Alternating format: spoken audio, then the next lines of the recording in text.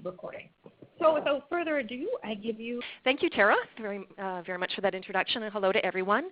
Thank you very much for joining us today.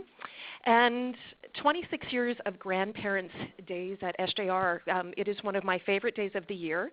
It's one of our strong community engagement pieces, and quite frankly, it is a day full of love. So really nothing can go wrong when you have so much emotion in your organization at one time. But a little bit about St. John's Ravenscourt School. We are located in Winnipeg, Manitoba, and there is a bird's eye view of our campus. We are on the Red River, and I am speaking to you from this building right over here. It's Thompson House, our oldest building on campus. And we will be 200 years old in 2020. We are the second oldest independent school in Canada, originally founded as a mission school to address the educational needs of the Selkirk settlers. And then along the way, we merged into one school. We are an amalgamation of two schools, St. John's College School and Ravenscourt School, both preeminent boys' school in Winnipeg during their time. And in 1950, rather than both schools experiencing financial hardships and closing their doors, they chose to amalgamate, and that's why we are St. John's Ravenscourt School with a hyphen. And we are a kindergarten to grade 12 day school with a small boarding population, junior, middle and senior schools, each independent principals, and 865 students. Girls were admitted to SJR in 1971 in grade 11, and I'm an alumna of SJR, so when I was a student here, we started in grade 9, but now we're fully co-ed from kindergarten to grade 12. What I think is really important to stress about this presentation and Grandparents' Day in general is it can happen regardless of how large or how small your advancement office is. We have a relatively small group, so that's where it's all hands on deck when you're inviting over 600 people to your school, coming through all aspects of your school, junior, middle, and senior. It's your teachers are involved, your entire maintenance staff, your kitchen staff, administration, everyone has a very, very important role to play in making the day a success. Our Grandparents' Day, though, is managed by the advancement office. So we start planning really probably about May of the year before it takes place. As with most of our educational organizations, we have a strategic plan, and SJR is no different. We have one of our pillars is community support and engagement, which states that we must continue to develop support and engagement amongst all stakeholders. So I have tactical and action plans set up for all of our constituents at the school, whether it be current families, former families, alumni, and also for grandparents. So they play a very important role in who we are as a school. So for us to welcome them to the school on Grandparents' Day is really important to us. So our Grandparents' Day started back in 1991, and it was originally held in April of every year, but we have since changed it to the beginning of the school year, the Thursday before Thanksgiving, and we did that for a number of reasons. When we held it in April, that meant that a lot of our grandparents who were snowbirds were really never back in time to enjoy the day. Secondly, I didn't think it was right especially for our new grandparents to the school, that they had to wait all those months until April to come and share the experience with their grandchild at the school. So we moved it to the Thursday before Thanksgiving, which increased our attendance. People were very appreciative. Many of the grandparents that I knew when we were doing the change were very happy when I called them shortly after we held our last April event that we were changing it, and they really appreciated that we were thoughtful about the schedule of our grandparents and how we really wanted to involve them in the life of the school very, very early on. We have a very strong parents association at SJR, and as long as you are a parent at the school, then you are a member of the Parents Association. So we ask them to play a key role in providing volunteers for the day. So they must have about 50 parent volunteers on campus because they assume varying roles throughout the morning. And then if we have students who do not have visitors with them that day, they act as our ambassadors. They welcome our grandparents as they enter the school, and they also act as runners. So if we have grandparents who come in late, then they are able to personally take them to the respective classroom. So of course it's a tremendous photo opportunity, and this is one of our current grandparents and one of our junior school students. But what we do for our parents, our grandparents, in about June, we actually send a save the date card, and this is the postcard that we sent this past year informing them that our Grandparents' Day was being held on the 5th of October. And then I've also provided the email that we send out to our new parents, because it's very important for your organization to get approval from your parents that they agree that their parents can actually receive communication from the school. And along the years we have learned that sadly not every family situation is a positive one. So that's why you really have to check with your parents to ensure that they want their parents here at the school, just based on those specific relationships that you may not have been aware of. And then you have to keep those appropriate records to ensure that the grandparents do not receive information inadvertently, because that doesn't bode very well for our parents. But it is a celebration. So what we do with our new parents, we let them know that this event is happening in October, and we ask them to provide us with their parents' information, and they can do that via a link. So we set up an online form that then we upload into our Raiser's Edge, which is the fundraising software we use at the school, and then we're able to capture that Grandparents' Day information immediately. So it's very helpful. But this is one of those really great touch points at SJR. When I started to talk about the engagement strategy, our new parent strategy, we have really about 6 touch points with our new parents before they even become immersed in our school culture in September. So this is one way that we do communicate them and share with them the sense of community that we have at the school. I've also provided a detailed email on what we send to all of our parents come September, because then it just reiterates what the date is and the date and time of their respective school visits. So because we've got so many kids at the school and we have families with multiple students, I think we've done a great job at identifying the length of time that our grandparents spend in the schools.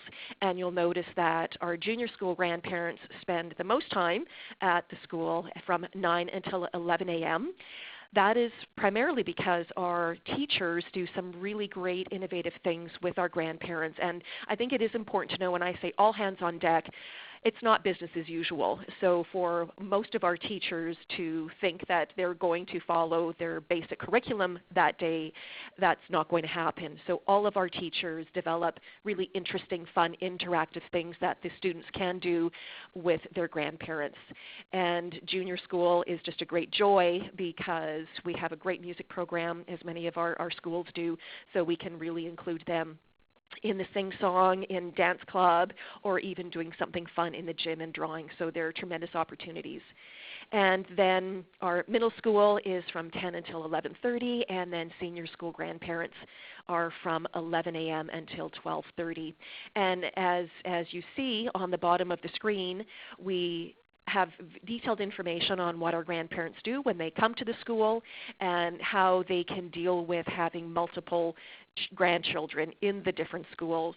So we're very good at using our PA system and hoping that we always do tests. Remember to do tests, because you want to make sure it works that day, of informing our grandparents when it is time for them to go to the next school. As you noticed on our campus, we are on a river, and we do have some parking, but we don't have parking for 600 people that come to visit. So what we have done is we have hired 3 shuttle buses on that day, and they actually do a loop around our neighborhood and do a grandparent pickup. And I made a point of being on the bus last year, and it was an absolute blast because just driving around and seeing these grandparents waiting to be picked up was kind of comical. But then the communications and conversations that you actually have on the bus, because it's such a feel-good day, you just really learn a lot about people just being there and riding the bus for about 10 minutes while we're picking everybody up and then coming back to the school. So it's really a fun thing. We also reserve our entire front parking lot for those grandparents who have identification in their vehicle. So we have about 30 parking spots that are reserved just for them. So grandparents who do not have mobility restrictions are really asked to park in and around the neighborhood so that we can pick them up. Another really special thing that we've done, was sort of implemented over the last 6 years, was also having a special luncheon for our graduating students and their grandparents. And I thought, it's such a special day, and this will be the last time that their grandparents will be at the school spending time with them, so why didn't we have an actual lunch? So we do that, and we have over 100 people attending the lunch, and I'll go into a little bit more detail on that further on into the presentation. But I've included a map of our bus loop. So this is what we include in all of our communications to our grandparents so they know exactly where they need to park. And I know that SJR is probably not one of the only schools who, excuse me just a moment, who have their campus in a residential area. We certainly do. So the relationship that we have with our residents is really very important for us to sustain, and that is why we really make a point of being very, very organized so that we do not disrupt how the community and the traffic of the community flows in and out, and that's why we really make a point. We even have security guards on campus to assist with parking and to tell grandparents where they can and cannot park, and especially in our Wildwood, which is the community in which we reside. So that communication is really very important to maintain those positive relationships. So this is the invitation that we send out to our grandparents, and because it says we would also like to invite you, this means that we have a separate card that we insert in the physical mailing that goes out to grandparents in September. And then we do follow up with them via email probably towards the end of September just to confirm our numbers. But we have food restrictions if there are any specificities, and we identify the times. And also what will happen is we hold one of our buses back.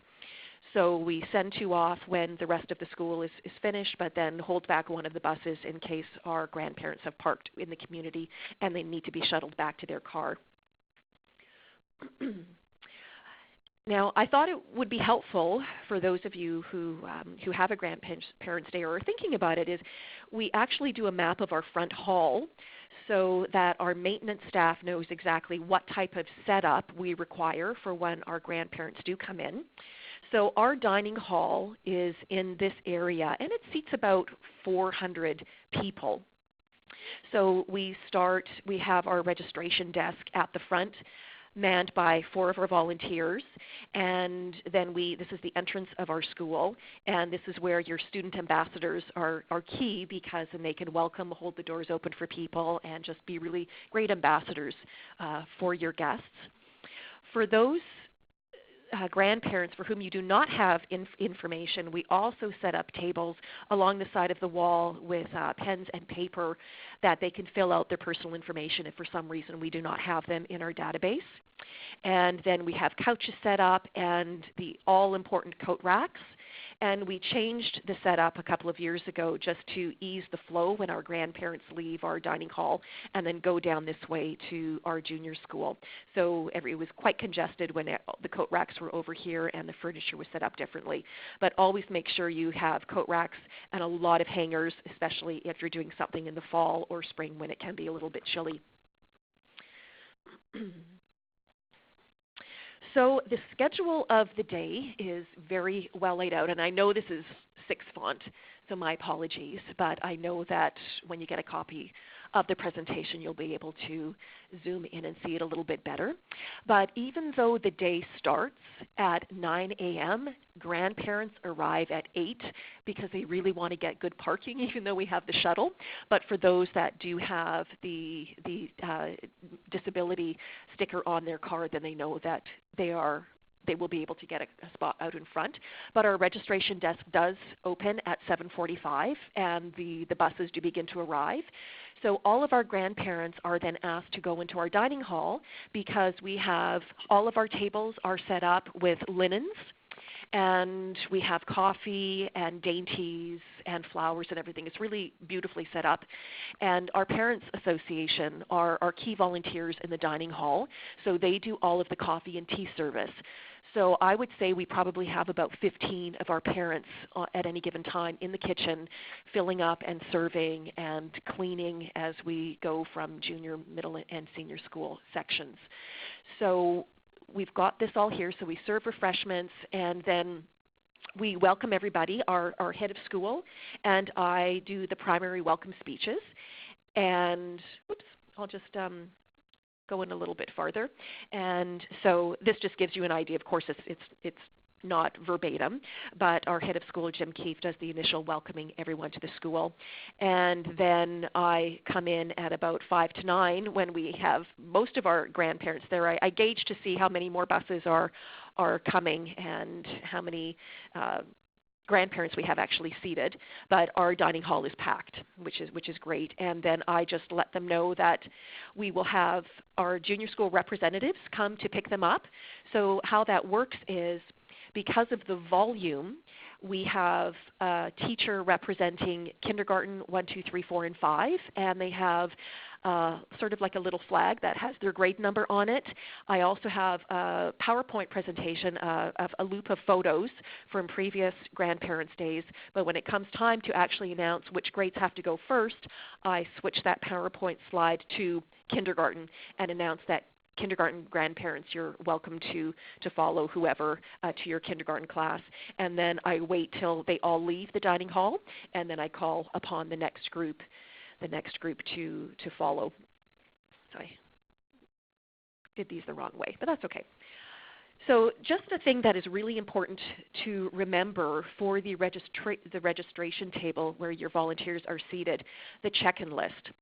Have a list of students by last name with grandparents' name you have on record. So I used my nephew as an example, as I do on many occasions, much to his chagrin. But there's James. He's in grade 10, and my parents, Yaroslav and Mary Barwinski, along with their address. So when the grandparent does come in, we always ask, and who is your grandchild? They give the last name, and we're able to keep track of who actually attended, which is very important because then we go to, after the event is over, we transfer the attendance list into our Razor's Edge. So we have documentation of every grandparent who attended from the duration of their time as being part of our community. Do not organize your list by grade because many times the grandparents do not know, especially if they have multiple grandchildren, what grade they are in. And then, as I mentioned earlier, having a separate table. So if you're the grandparent, you don't have their information, they're like, oh no, and they want to stay in touch, we send them our a magazine, our biannual magazine, and maybe some emails and a few things, and a request for support of the school, so you want to have their information on hand. And of course, they can decline not to provide it to you. That's their prerogative.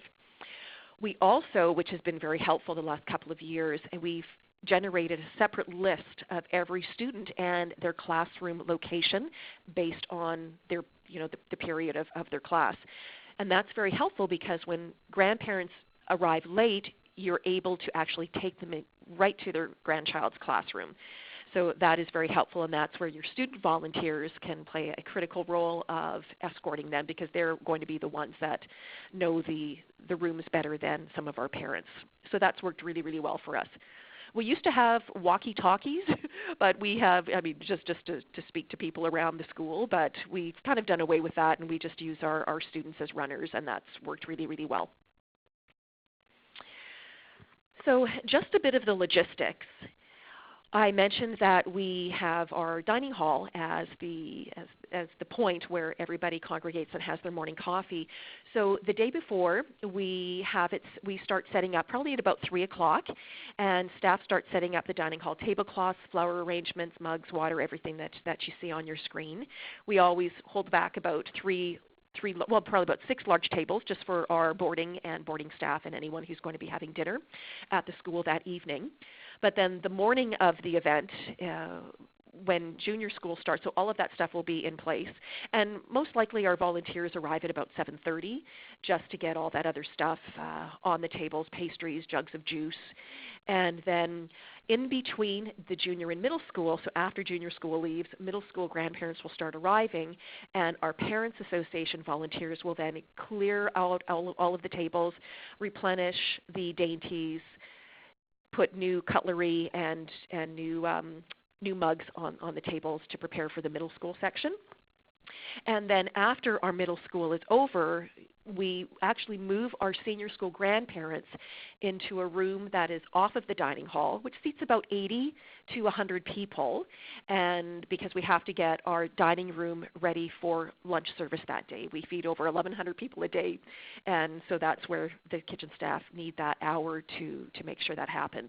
So we, in that room adjacent to our dining hall, that of course is set up with linens as well, exactly the same setup, and Parent Association volunteers are serving coffee.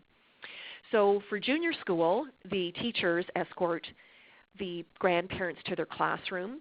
In middle school, the students come from their classroom to pick up their grandparents, and the same holds true for senior school. And I think one of my most wonderful moments in middle school a couple of years ago was when a grandchild came in to get his grandfather who had a walker. He must have been 80, almost 90 years old. And the look of joy and love they had for each other. And they walked out of the dining hall arm in arm. It was just, all those things, it's just amazing to see. That's why I love the day so much.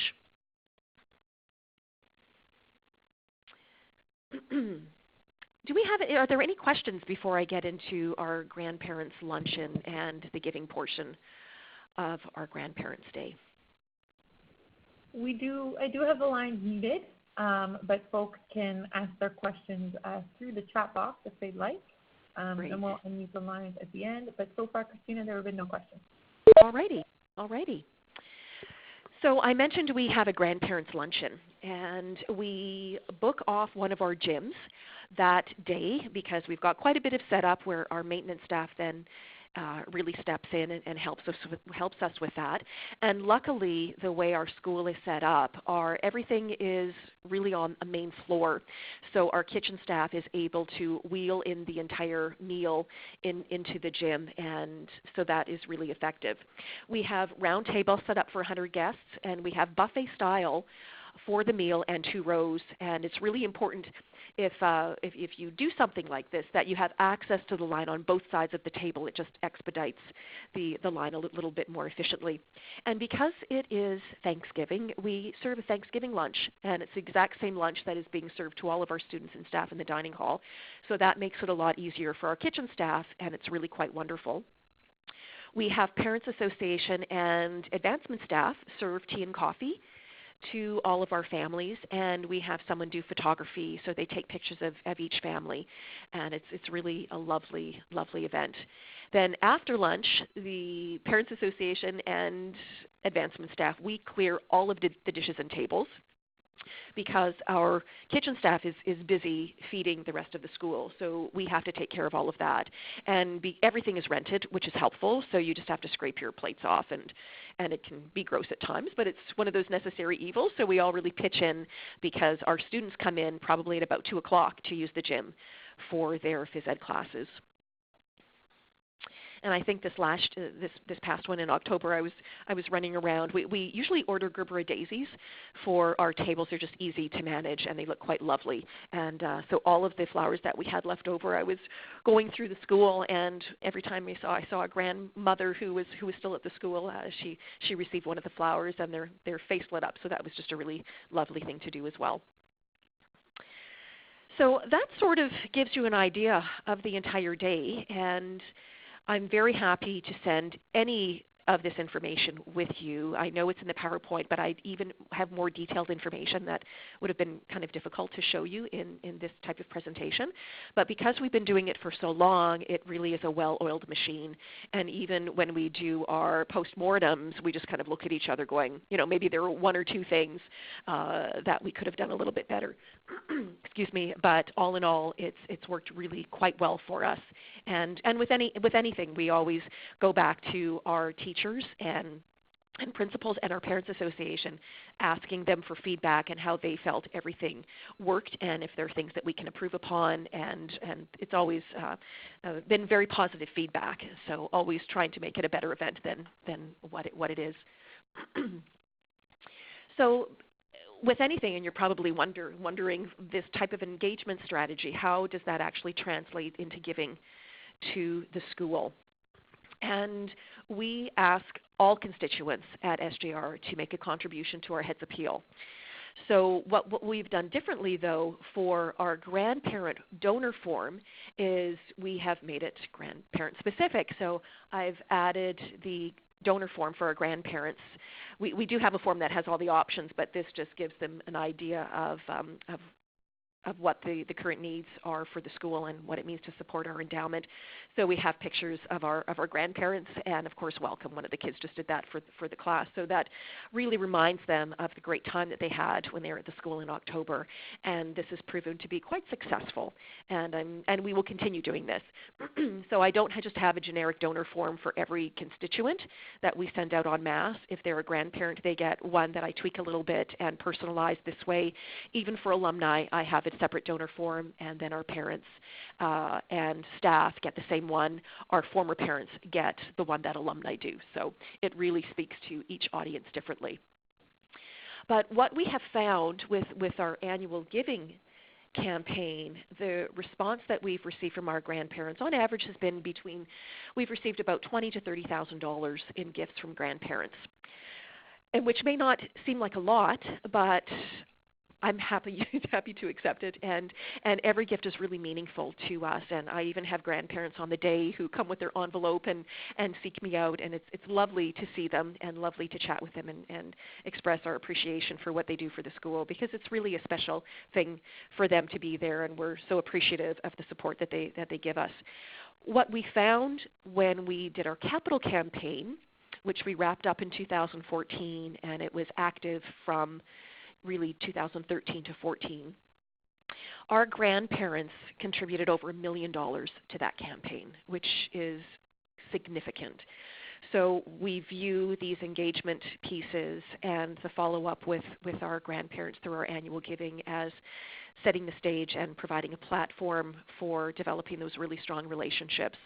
And then, of course, our grandparents, if they are donors to our annual giving campaign, are invited to our donor recognition reception with everyone else to our Heads Home, which we held just a couple of weeks ago.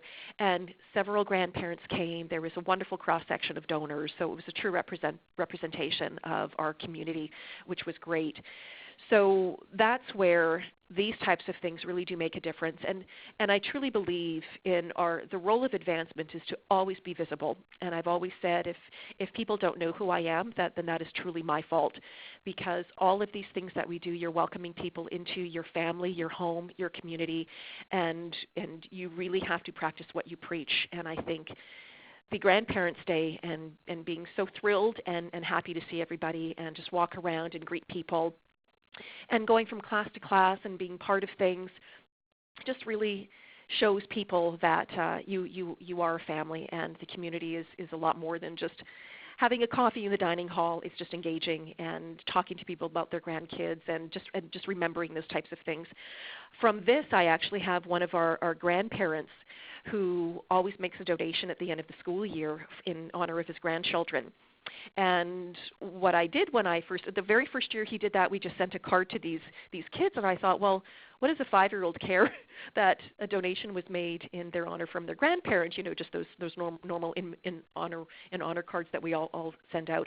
So what I ended up doing was, in anticipation of receiving a call the next year whenever I saw something that his grandchildren produced in junior school. I always took a picture of it so that when the time came for him to do it again, which he did, I was able to put together an entire snapshot through pictures of his grandchildren's year at the school.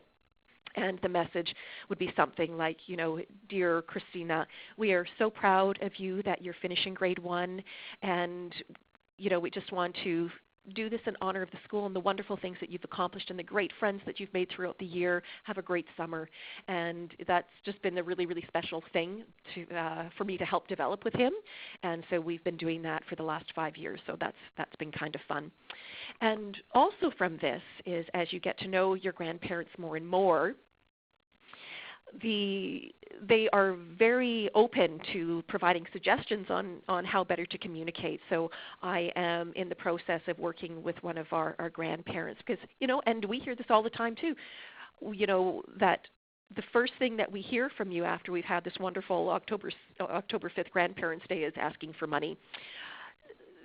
There is some truth in that, but I took that as an opportunity to stay connected with her and say, you know what, you're absolutely right, and why don't I work with our communications team? We'll put some one-page or two-page newsletter together, probably a visual snapshot of the first few months of school, and I'd love to run it by you to see how you feel about it and if we're on the right track. And she's like, happy to help. So establishing that relationship with her has been great, and I know that wonderful things will come from that. And then with our grandparents, we also determined that we've got probably about 70% of our grandparents, we have their email addresses. So rather than having to print something out and send it by mail, which we will for the other 30%, then the majority of them will receive something by email. So that just makes our connection with them much more meaningful, and they can be a part of what we do at the school a little bit longer. All right. I noticed that there are some questions. And Terry, do you just want me to read through them and answer them? How does that work? Yeah, for sure. What we'll do is we're going to open up the line for questions in just one quick moment. And thank you so much, Christina. But just before we open up the platform for questions, I will unmute all lines so that people will be able to also verbally ask their questions. I got word quickly after Christina started that Ranbir Kang is on the line. And Ranbir is with Industrial Alliance, who, as I mentioned at the start of this call, is one of our strong supporters and a gracious sponsor, which does allow us to provide these webinars at no charge to our members. Randy, are you still with us? I am, and I wanted to just say thank you for a great presentation, Christina. That makes me want to attend myself, but I'm not quite at the grandparent age yet. But it sounds like a great day, and it definitely, even for my purposes, is for some of the charities that I work with, kind of gave me some ideas on how to help them fundraise. So thank you very much. And we are a proud supporter of CCAE and have been for many years. And we're just happy to be able to provide, support a platform which goes out to many people. So thank you again. Well, that's wonderful. Well, thank you for all you do and for supporting everything that CCAE does. It's very meaningful. Thank you. Oh, you're welcome. Thank you, Tara. You're very welcome. Thank you, Ranbir. Thanks for sneaking on. That's the beauty of the webinar. People sneak on and off. So, folks, your lines have been unmuted. So if there is a question, you can feel free to go ahead and ask. Otherwise, I don't know what we've got in the chat box. Just to preface, somebody did ask if they were going to be getting a copy of the PowerPoint. Yes, you can if you'd like. As well, we do have a recording of this webinar, so that's something that you can request just after the call. So maybe it looks like there was a comment in the chat box about registration being chaos. Barbara, are you still with us? Yes, I am. And we don't have this as well defined as you have it, and we do have a little bit of chaos at registration when, of course, all the grandparents arrive almost at the same time, and the lineup can often be out the door. We have a number of people on registration, but it's how to cut down on the lineups, and I'm not quite sure how that's done, but you seem to have it done quite seamlessly. Yes, you know what makes all the difference for us is because we shuttle them in. And our buses, so we have 3 buses doing the loop, and each one is probably about 5 minutes behind the other. So when they do come in, and we've got our student ambassadors, and I'm also out in the front hall greeting people. We have 4 volunteers, and they just come this way. And it actually has never been a problem, just because the shuttle. If we did have our grandparents coming in on their own by car, then parking would be a nightmare.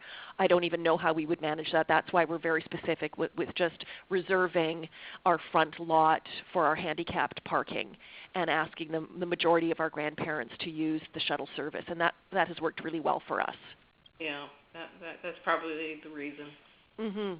Yes. Perfect. There was a question regarding how many years do you keep grandparents on your donor list? Until they ask us to take them off. Okay. Perfect. As well, our grandparents sent a copy of the photos taken at the event.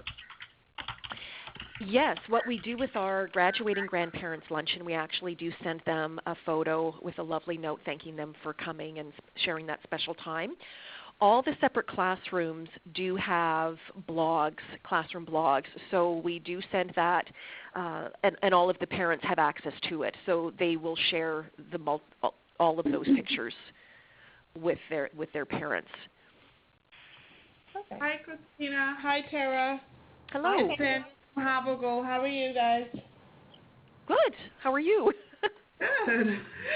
I actually had a quick question, Christina. How do Yes. you handle overcrowding in the classroom and the grandparents join their grandkids in the actual class Yes. space?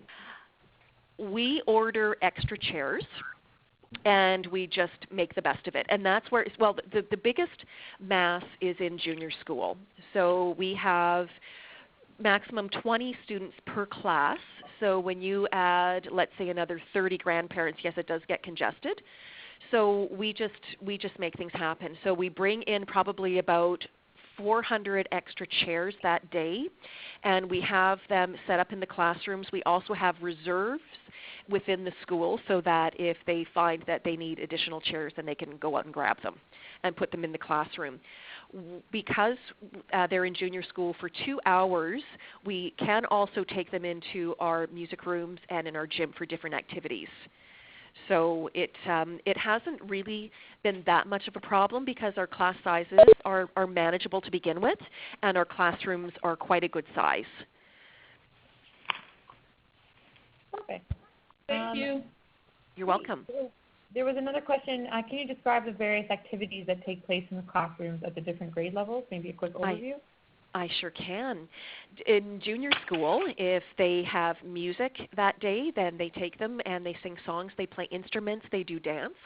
If the students, we actually don't change the schedule of curriculum that day. That stays exactly the same because we don't want to start changing all of that. So whatever it is that was scheduled, then they are part of that subject for the day. So if it's phys ed, then they just go in and run around or throw balls or do that kind of stuff. In middle school, I actually walked into the art room, which was perfect because the grandchildren were on the table and the grandparents were doing paper mache masks.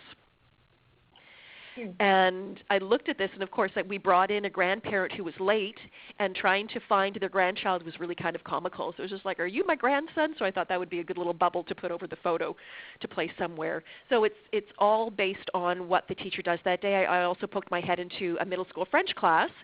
So the teacher had handed out French statements to the grandparents, and then the grandparents actually had to speak in French, and then of course the grandkids laughed because their pronunciation was appalling, and it was really fun that day. We also have in senior school, we have one of our teachers, they talk about, like one of the classes is cinema as it relates to history. So we kind of focus in on generational movies, and they can talk about their experiences. What was the first movie that you saw, and why did you like it, and how did that relate to your life when you were growing up, so that also the grandkids can learn a lot about their grandparents at that time too. So it's the sky's the limit, but we just leave it in the hands of our teachers who have been doing it for so many years on how to create that inclusive, interactive environment, and they do a really great job at it. So not one class is the same. Can I ask one more question, Christina? It's Sandra again. Sure. How do you get the support of your faculty to be that engaged and involved and hands-on? You know, from my experience, it's just starts from the head down, our head of school, and everyone involved.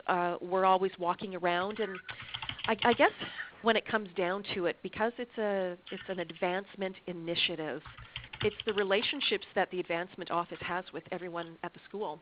And I'm rarely at my desk. I'm always out speaking to people, asking them what they're doing in their classrooms, having those conversations, stopping by. So that really helps. You know, if they didn't know anything that we did, then it would make a big difference. But our faculty, I know it can be a daunting day, and because especially for junior school, the next week is Parents' Day. So there's a lot of interruptions to their schedule. But because they know it's such an important day for the school as a whole, and we've been doing it for so long, new faculty that come on board embrace it. I've never had negative feedback from faculty. If anything, they work with us to determine how we can improve upon the day based on what they've experienced. So there's an expectation that everyone participate, and they do it beautifully. Okay. Thanks, Christina. There was a question about how you obtain the grandparent information for the original event. We obtain the information by asking the parents themselves for it. And then and that allows us to send their grandparents invitations to the event itself. So, and we will not send a grandparent anything unless we have permission and consent from the parents, because you just never know what the relationship is, and for obvious reasons. So that always comes from the parents. And then they fill it out, we enter it into our system, and then the grandparent will get the personal invitation. And then what will also happen is if we don't have the grandparents' information closer to the event, the parents will contact us saying, oh, you know, I forgot to provide it to you, and then they'll give it to us and we'll send the grandparent the info. But it all comes from the parents. Perfect. And there was a question, do you invite grandparents with alumni grandchildren to this event? We only invite grandparents of current students, if that's what you mean. I think so. Maria, are you still on the line? We have in previous years, because of our boarding population, had surrogate grandparents. But that's based on if the boarding students want somebody to spend the day with them. And because they're primarily in senior school, they don't really care one way or the other. But we've done that in the past, and that's where some of your former faculty or some of your strong grandparent from previous family supporters would be the people you'd want to invite. Christina, how do you handle students who do not have grandparents who come to the day? How do you handle that sensitivity? In the invitation to the parents, we ask if it's really grandparents or significant others or special friends in the family that they would like to have join their grandchildren that day. And we are finding that to be a lot more common with many of our families, because a lot of grandparents do not live locally. So we do our best in just opening it up. Even though we do call it Grandparents' Day, it's grandparents and special others. And we don't usually encourage the parents to be a part of it, but and I'll never say no to anyone, but if there is a child whose grandparent cannot attend and they don't have another family member, then absolutely the parent is welcome to be there. Great, thank you. You're welcome.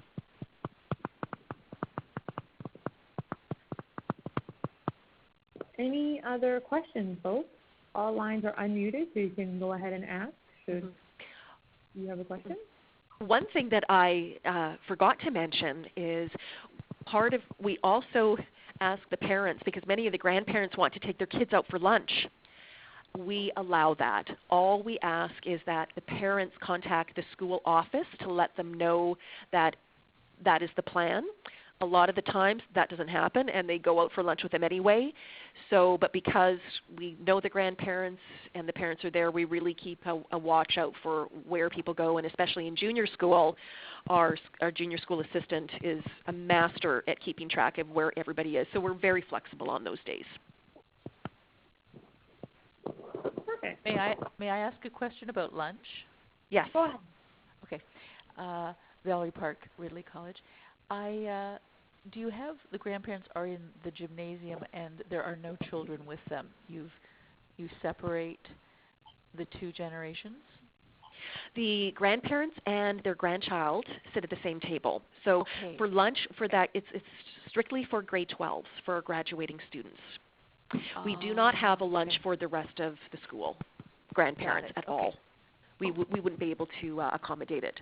There was a time, probably about 10, 15 years ago, that the school did. They had maybe like bagged lunches or little picnic baskets, but that they would have all the kids together in the gym, and I believe that became unmanageable. Okay, thank you. And that's where we probably reverted to letting the grandparents take their kids out for lunch as they wished. Yes. Yeah. Okay, thank you. You're welcome.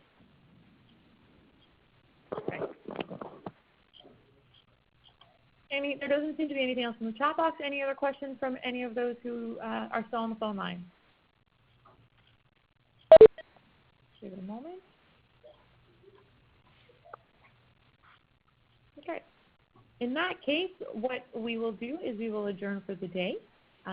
For those of you who are on the line, please be advised what will happen after this session is you will be receiving a post-session email, which does include an evaluation and some instructions that we hope that you pay attention to that will help us track and make sure we continue to deliver some great content for our constituents across the country. Christina, thank you very, very much for sharing this information with all of us today. And we wish you another 26 years of successful Grandparents' Days. Yes, favorite day of the year. If you have any questions, Christina, her coordinates are up on the PowerPoint in front of you. So if I'm not mistaken, is it all right if folks get in touch? Absolutely. Yes, not a problem. Wonderful. Thank you very much. And for those of you who, and I will also be attending the Independent School Summit that CCAE is putting on in association with ISAP Canada, and that's happening in Toronto January 17th, 18th, and 19th. So for those of you who are attending that, please, I'd love to meet you and meet you in person. If you'd like to come up and say hello, I will be there. Fabulous. Well, on that note, I'd like to wish everybody a wonderful easier day. It seems early, but very happy holidays as well. And hopefully we'll all meet again soon. So thank you very much, Christina. Wonderful. Bye-bye.